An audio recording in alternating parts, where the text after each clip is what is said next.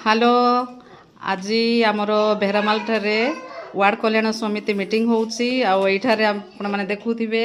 आमर ward councillor madam आसी सहित आमर एनएम दीदी आसी अंगनवाड़ी दीदी भी उपस्थित अच्छा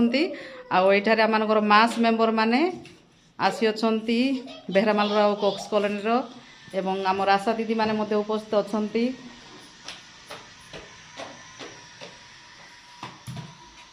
आठारे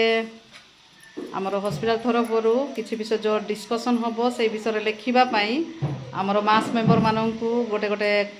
खाता एवं पेन दिखाई आपण मैंने देखुवे।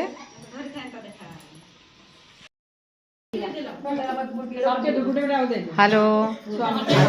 बेहरामाल आमर मु कॉक्स कॉलोनी आशा दीदी उपस्थित आज आमर वार्ड कल्याण समिति मीटिंग होउची एठारे केवल आम मानकर जोटा कि एरिया रो सचेतन लगी एरिया रे जो जो समस्या अच्छी से समस्यार समाधान केमती करा हबो से समस्या कौन कौन से विषय आमर काउंसिलर मैडम आम कहवाई आसी अच्छी आम से अनुसार शुणिकी